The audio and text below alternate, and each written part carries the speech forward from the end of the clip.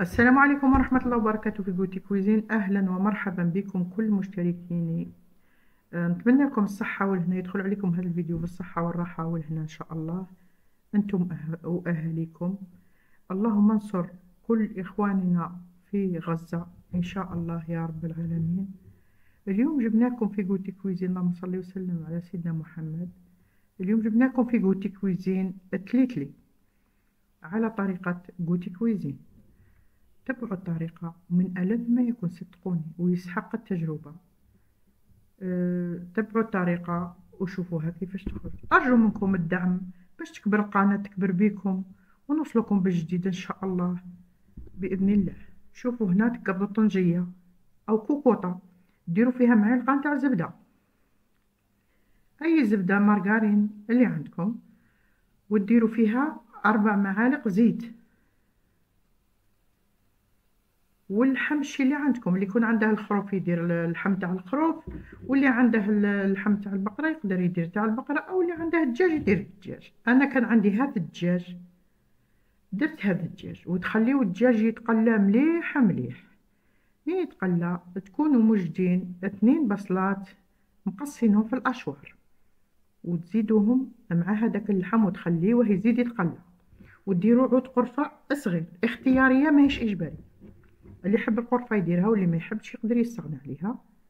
وتخليوه يتقلى مليح مليح حتى اللي يولي لونه أحمر، وانتم تقلبوا فيه، وتكونوا من جهة ثانية دايرين الماء يغلى، يعني غليان باش تمرقوا به. هكذا راهي تقلات مليح مليح ودات حقها في التقلية. شوفوا كيفاش زدت لها سنة واحدة نتاع توم، وهذه اختيارية تاني، اللي يحبها يديرها واللي ما يحبش ما يديرهاش. وتخلوها تزيد تتقلى تاني.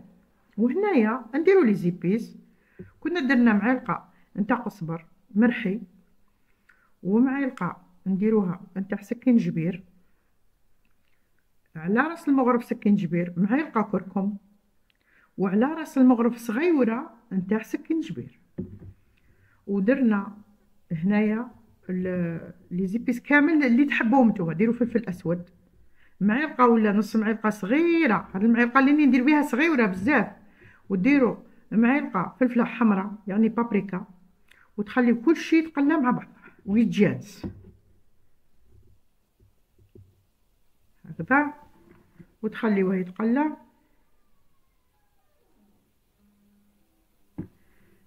وتكونوا موجدين، كنا قلنا لكم بلي الماء يعني غالي باش تجيكم المريقه تجيكم ثقيله وتجيكم بنينه، ما تجيكمش.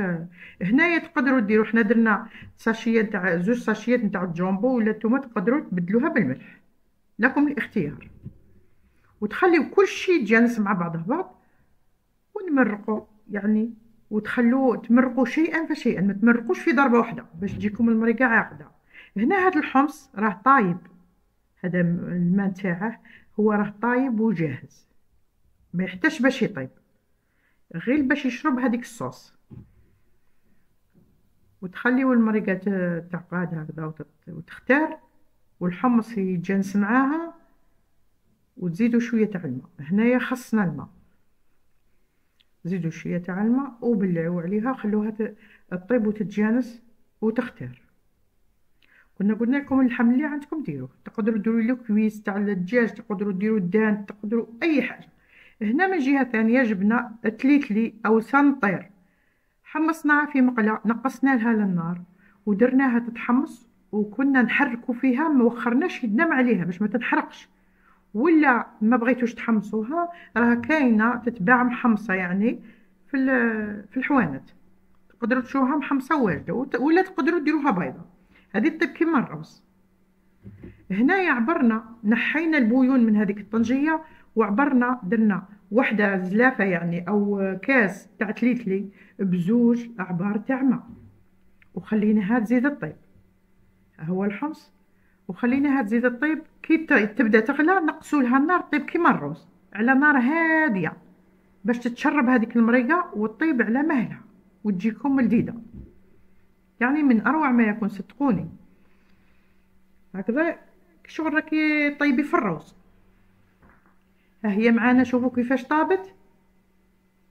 العبر كنا قلنا لكم ديروا عبر واحد نتاع يعني تليتلي وبزوج عبار نتاع بويون باش طيب لكم. هذيك هي طيب لكم كيما الرز، وتخلوها طيب حتى اللي تتجهز. تغطوها واحد 10 دقائق قد ما تشرب هذاك الصوص،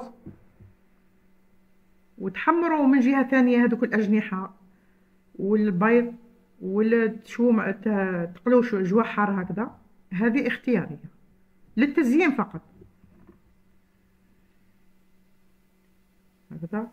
ودروك نحوسوا باش نسقوها، يعني نحطوها ونزوقوها كما تحبوا. نزوقوها كما تقدروا ديروها حتى بالفيونداشي، تقدروا ديروا فيها حتى الفيونداشي كي تجي على طياب تحطوا فيها الفيونداشي، تزيد لكم بنه على بنه هكذا. ولا تقدروا ثانيك بعد اللي طيب ديروا فيها معلقه تاع زبده. انا درت الفرماج، انا ما حبيتش ندير الزبده باش ما تجيش كغيسي، وانتم لكم الاختيار. هكذا تزينوها بهذوك الاجنحه وهذاك البيض وهذاك الحمص. واللي عنده اللوز يقدر يحمص اللوز ويزين به. هذاك البيض كنا سلقناه وحمرناه يعني في الزبده والزيت.